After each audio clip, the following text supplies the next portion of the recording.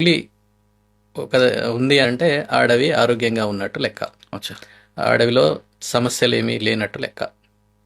అలాగే అక్కడ ఉన్నటువంటి వివిధ జంతు జనాభాలు కూడా సమతుల్యంగా ఉన్నట్టు లెక్క.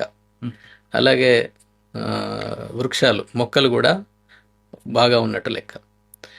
అందుకనే దానికి టాప్ ప్రయారిటీ ఇస్తారనమాట.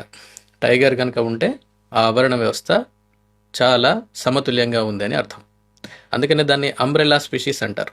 మ్హూ. అంబ్రెల్లా అయితే మీరు ఎలాగైతే పట్టుకుంటే మనం దాని క్రింద మనకి ఎలాగ రక్షణ ఉంటుందో, టైగర్ కనుక ఉంటే మిగిలిన వాటికి రక్షణ ఉంటుంది. అచ్చా. అలాగే ఇంకేమంటారంటే దాన్ని కీ స్టోన్ స్పీసీస్ అని కూడా అంటారు. కీ స్టోన్ స్పీసీస్ అంటే ఏం లేదు.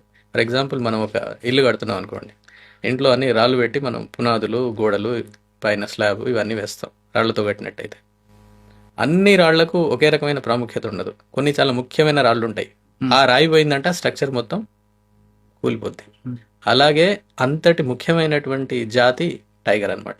అంటే ఒక విధంగా అడవికి గొడుగు లాంటిది పులి. ఎస్, అడవికి గొడుగు లాంటిది, అడవికి ఆధారమైనటువంటిది. మ్. అది ఏ విధంగా అంటే ఇప్పుడు టైగర్ ఉందనుకోండి, టైగర్ అది హెర్బివోర్ పాపులేషన్స్ అంటే దుప్పులు, జింకలు, పందులు ఇలాంటి వాటి అన్నింటినీ కూడా వాటి యొక్క పాపులేషన్స్ని కంట్రోల్ చేస్తుంటుంది. అది వారానికి ఒక యానిమల్ని తింటుంది అంతే. తిన్నప్పుడల్లా ఒక 30-40 కేజెస్ అట్లా తినేస్తుంది.